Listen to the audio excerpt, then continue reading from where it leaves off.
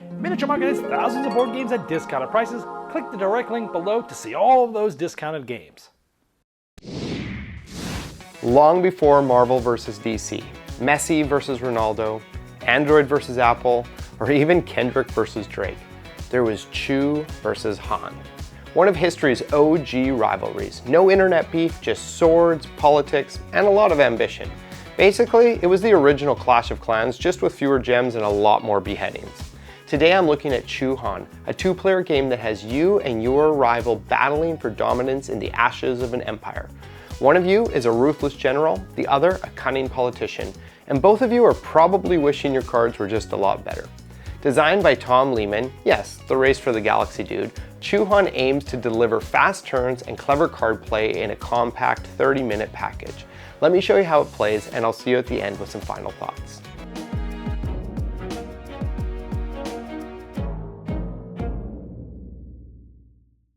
Chu Han drops two players into the middle of one of China's most pivotal civil wars. You'll take on the roles of Zhang Yu or Liu Bang, the leaders of the Chu and Han clans, as you duke it out through a series of tricks until one of you hits 31 points and seizes the dynasty.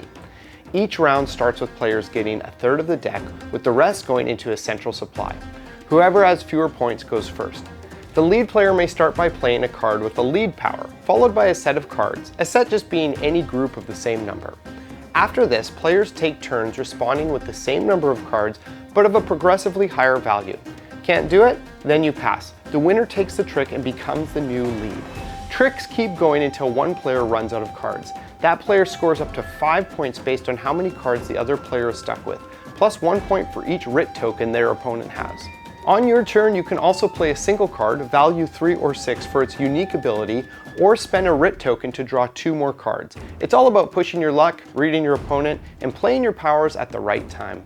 Rounds go by quickly until someone hits 31 points and claims victory as the new head of the 3rd century BCE Chinese dynasty. The loser? Well, maybe go try your luck founding a new empire elsewhere. I hear the Americas may have some openings. So, would I hand this game off to someone else, or would I choose to keep it in my collection? I know, that was a stretch. Let's just get on to some pros and cons. Pros. First, some of the card abilities are definitely clever.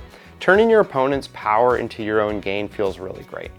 Next, the historical guide in the box, surprisingly detailed and very well done. If you like games that lean into theme and context like that, even if it doesn't really affect gameplay, it's a pretty awesome touch. Now the cons. First, there really just wasn't much of a wow factor here. There's so many inventive trick takers out now, and this one felt fine. Like honestly, it mainly reminded me of that old card game President.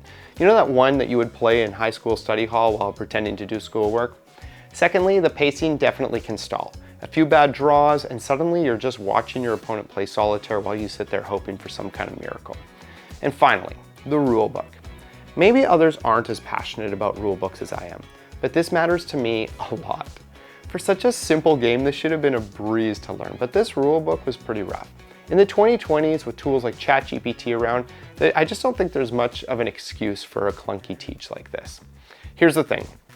I really admire Tom Lehmann as a designer. Race for the Galaxy, Roll for the Galaxy, St. Petersburg, Jump Drive, The City, all solid hits.